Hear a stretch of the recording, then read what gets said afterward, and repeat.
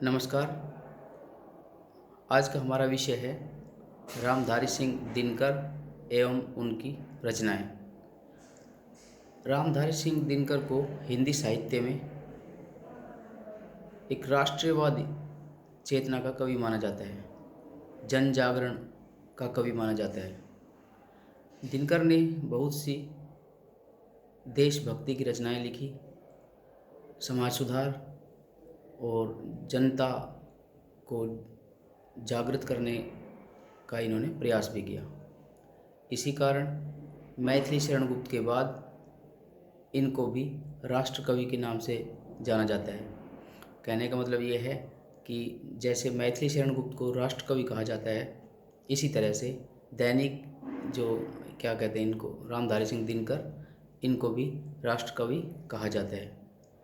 हमारे राष्ट्रकवि दिनकर जी हैं। इनका जन्म 1908 में बिहार के मुंगेर ज़िले के सिमरिया गांव में हुआ।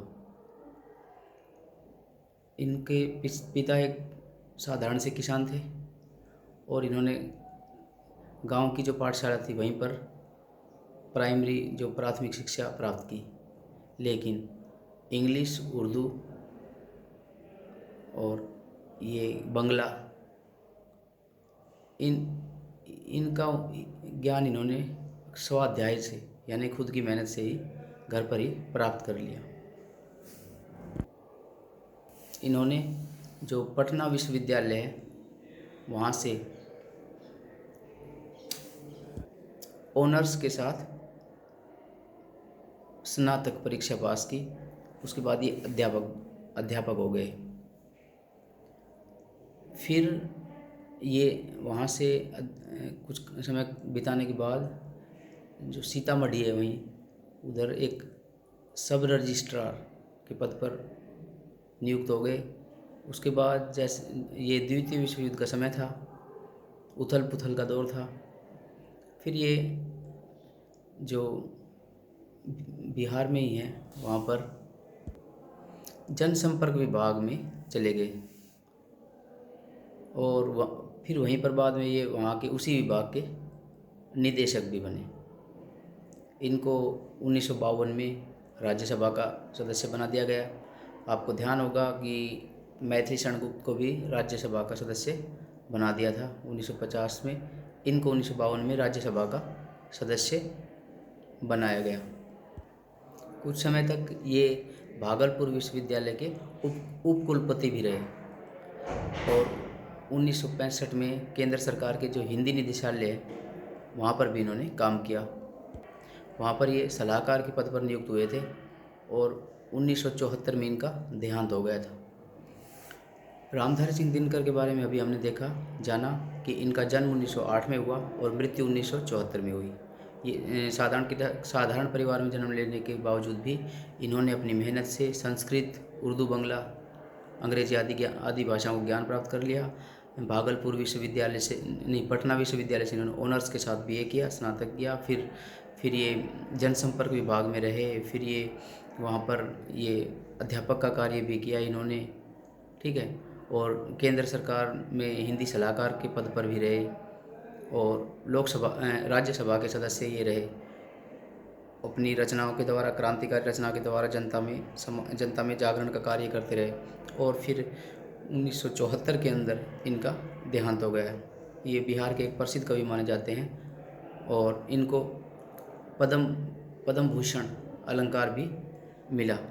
इनको साहित्य अकादमी पुरस्कार भी मिला था।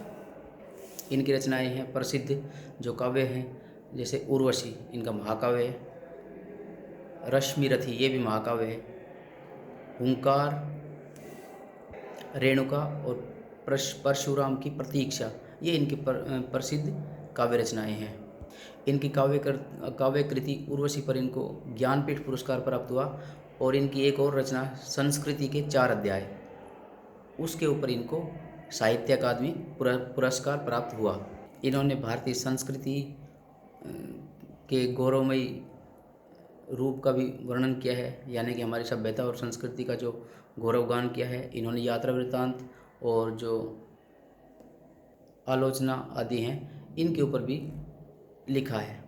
तो इस तरह से हमने देखा कि जो दिनकर जी हैं वो मतलब हमारे एक देश के एक बहुत ही प्रसिद्ध एक राष्ट्रीय कवि हुए हैं। इनकी जो जो साहित्यिक विशेषताएं हैं, या ये कह लीजिए कि इनका जो साहित्य के प्रति जो लगाव है, इनका इनका भारतीय साहित्य में क्या योगदान है, उसके बारे में हम इसकी निम्नलिखित विशेषताओं से समझ सकते हैं।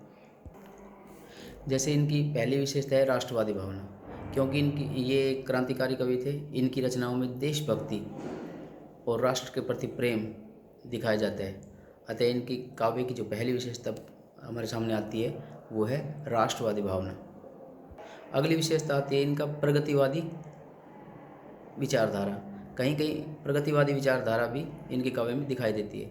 प्रगतिवादी विचारधारा का सीधा सा मतलब ये है कि शोषण के विरुद्ध आवाज़ उठाना, गरीबों, मजदूरों, मिल के मजदूरों का, गरीब किसानों का, उनका शोषण दिखाना और उनके साथ जो बुरा हो रहा है उनकी आवाज़ को ऊपर उठाना।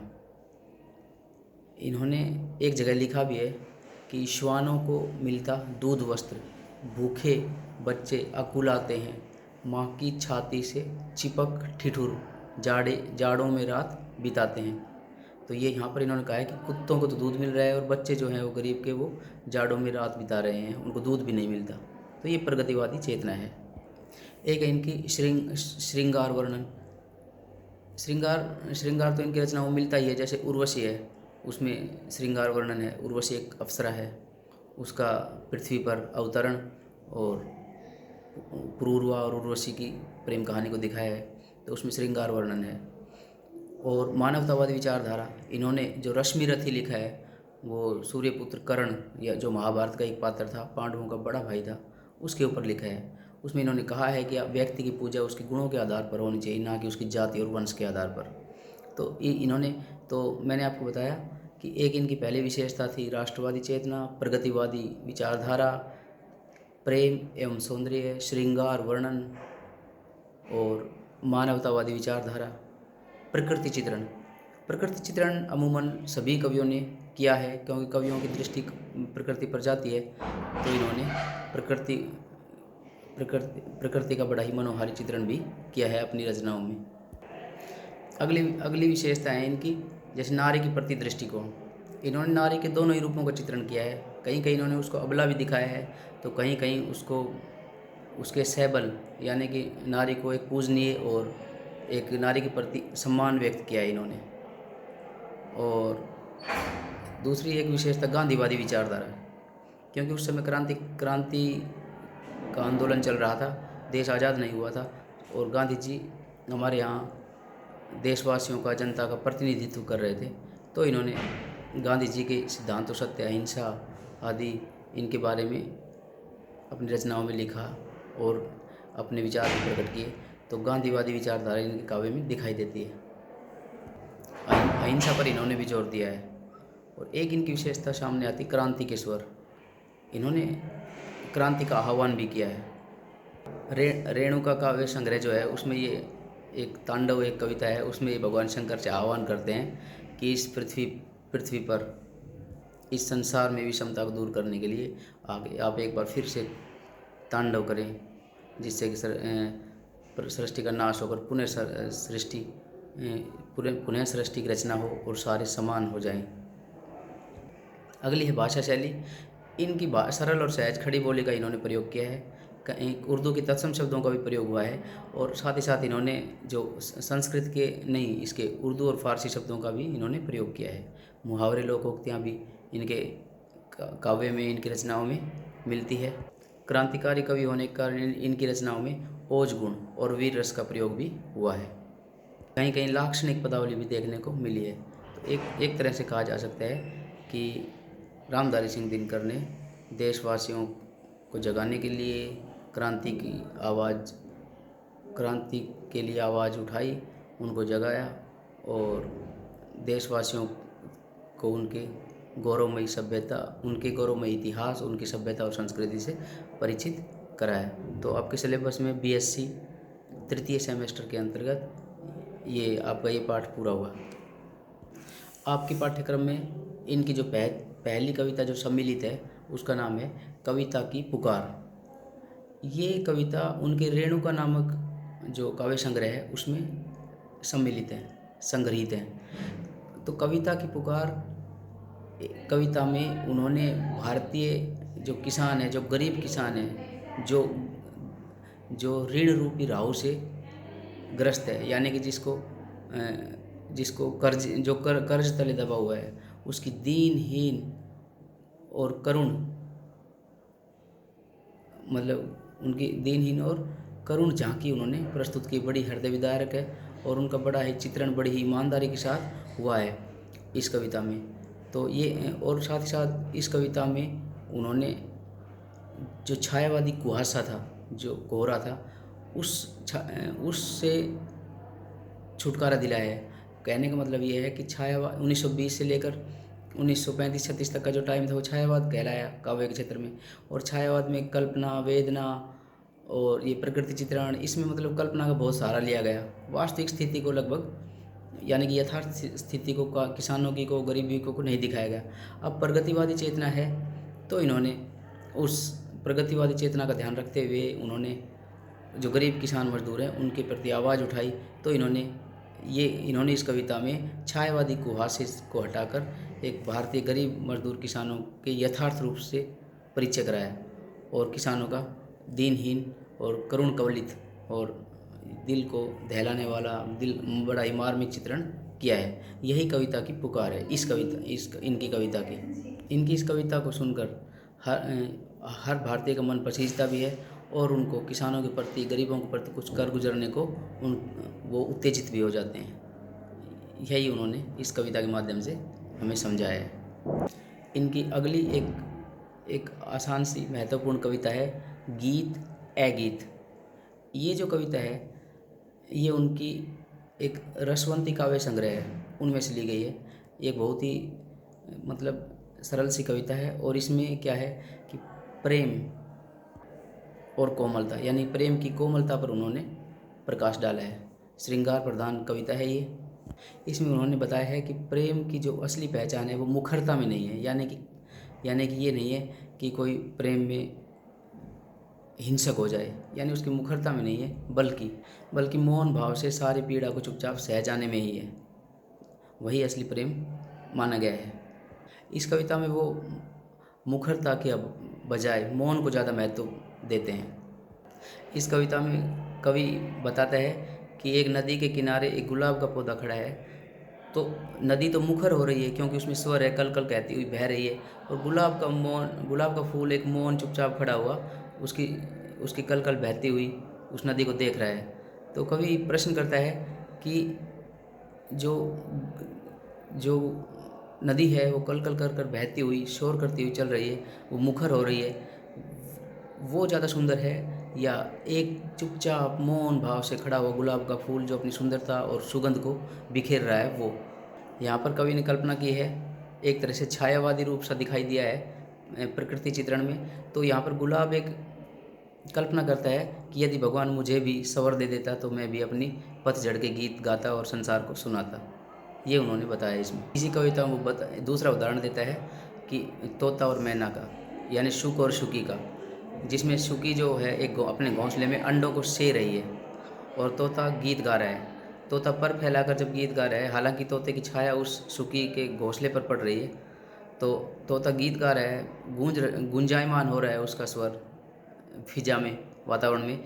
लेकिन जब शुकी को वो आवाज़ शुकी के कानों तक पहुंचती है तो मैना है वो मतलब अपने कर्तव्य को देखते हुए मौन ही रह जाती है, क्योंकि उसका मेन काम है अंडे को सेना, बच्चे का पालन पोषण करना। ठीक है, तो वो बेचारी मौन रह जाती है, गा तो वो भी सकती है। तो कवि हमसे प्रश्न पूछता है कि यहाँ पर बताओ किसका गीत सुंदर है, तोते का गीत या मैना जो शुकी है उसका मौन अधिक सुंदर है।